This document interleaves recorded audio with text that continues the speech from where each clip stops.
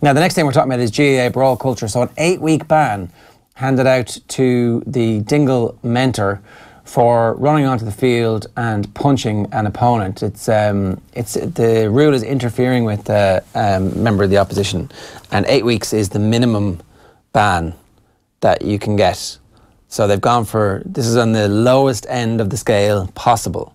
This is the least we could possibly give you for what you've done. So we, as the Central Competitions Control, blah, blah, blah, CCC, Kerry CCC, are like, yeah, okay, fair enough, you were contrite, you haven't done it before, 8 weeks, 8 weeks.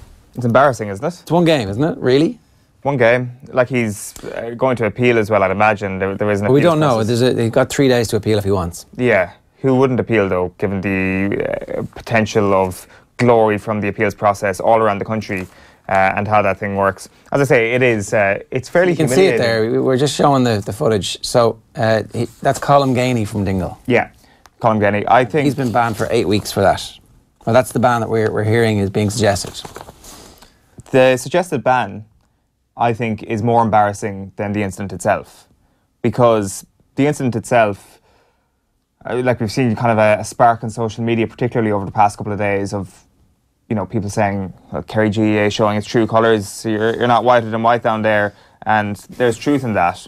And there's also truth in the idea that I'm sure Colm Gainey's teammates are saying that this was out of character, this was a complete spark. But what was measured, what was something that you can't say was a rash decision, is the idea of an 8-week ban. This is a representation of who you are. This is a calculated Kerry County Board decision. This is not some sort of rash reaction like that punch was.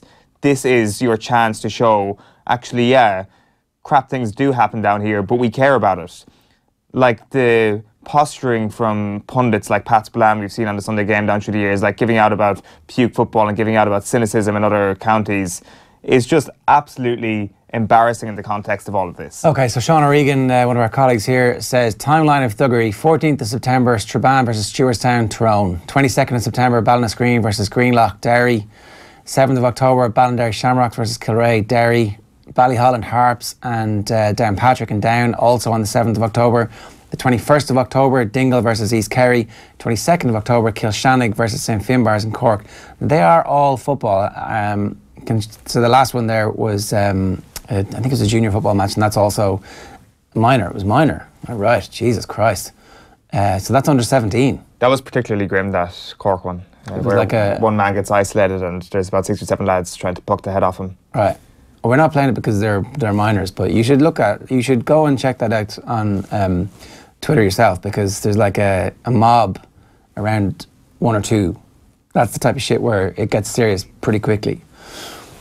What did you say? Around one individual. Okay, there's about 8 around one individual, yeah. So look, what can be done? We can keep wringing our hands about it, but you've got the star there. If you want to just go into more detail on what happened in Laois, because it's not exclusively a football thing. That there is violence in hurling as well. So Ross King was the Laois hurler who had a butt of a hurl pushed through his helmet, split his lip, 2 teeth pushed out, a load of stitches. And his father is the chairman of Laois County Council. So obviously somebody who actually understands how the architecture and apparatus of Irish society works. And he's saying that he's going to have a forum to invite parents and people who are interested in the outbreak of violence in the GAA at the moment to try and come up with some solutions to deal with it. In the middle of Kieran Shannon's piece today, he makes the point that at the moment it appears as if the GAA at central level is doing nothing about this. They're not talking about it. They're not publicly coming out and saying this is not representative of who we are. Mm-hmm. This is not what we stand for. We are aware of the issue. We are dealing with it. We are asking all of our individual members, all of the clubs, to formulate ideas about how we could actually calm this down and stop it. He's making the point that they're sitting on their hands, or at least they appear to be sitting on their hands at the moment. In the NBA, there's a story that he tells of an individual who was punched, who ends up in hospital with a broken jaw and a potential brain injury. Yeah, there was a leakage of spinal fluid, I think. That was the punch. back during. I think the Rockets were involved in that as well. But you also had the Malice in the Palace, famously where Ron Artest gets a 75-game ban. Like, that is severe punishment, which is required, and it is one of the reasons why the NBA is a world leader in dealing with this sort of stuff. Of course, you were going to have breakouts of red mist, like we saw at the weekend in the NBA, but it is seemingly kind of a one-off. It is not a culture like it is becoming, very dangerously becoming in the GAA.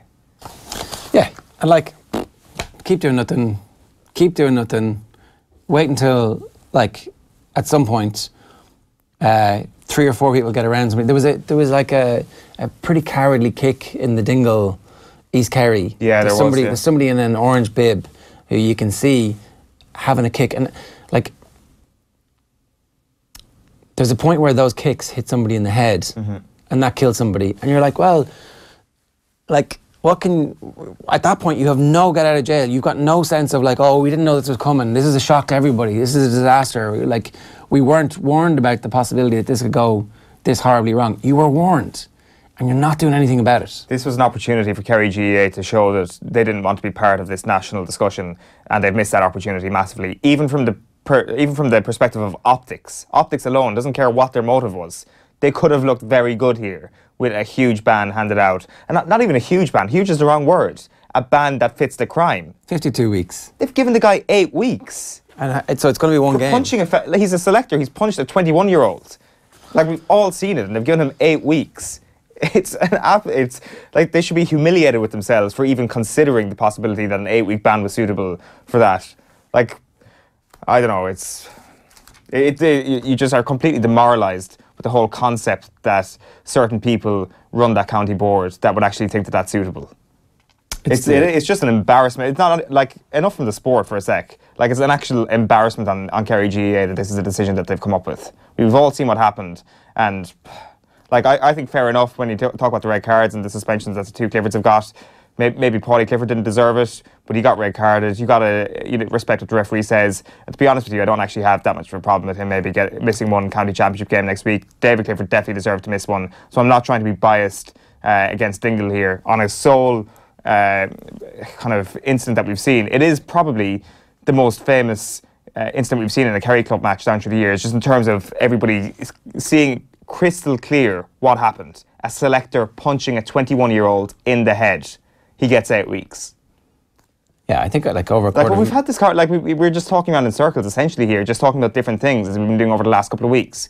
Like, what is the GAA going to do to actually say, what can the GAA say to Kerry GAA in terms of what did they get wrong? Nothing. That's what's going to happen.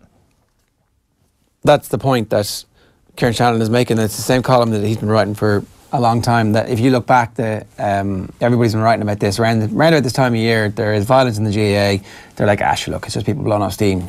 Fair enough. If that's people blowing off steam, fair enough. But there is better things that people will do with their time in the future that doesn't involve the risk of having your head poked off, and then it being tacitly endorsed by the organisation at central level and at local level.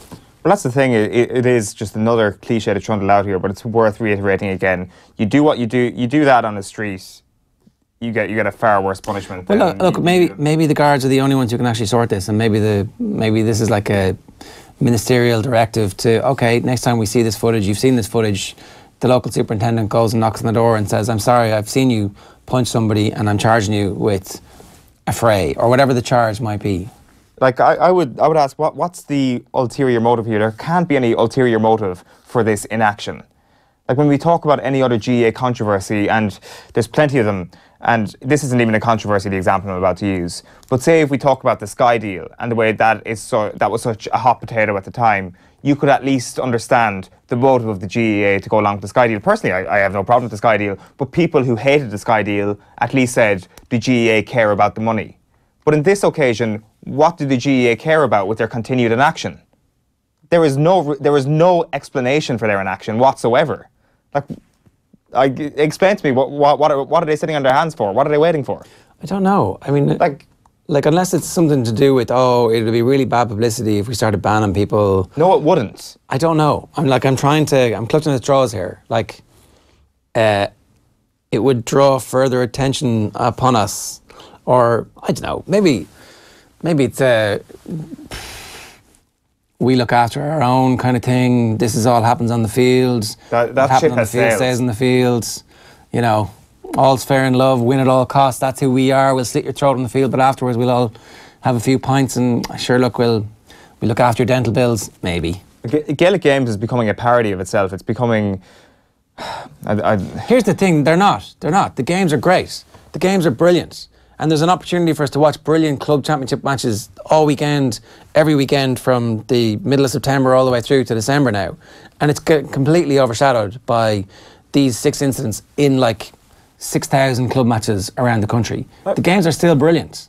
We're just not talking about it because we end up getting overshadowed by the bullshit and the acceptance of violence. Yeah, but like I would say it's becoming a parody of itself, given like, you know, the reaction and everybody tagging Joe Brawley and John Kavanagh tweeting, I apologise for all this sort of stuff. Like there is, obviously he's saying it all in jest, but there is kind of like a nub of truth in the tone around all of that people are laughing at the GAA now. They're laughing at them. They're the butt of all the jokes, as they should be for their reaction.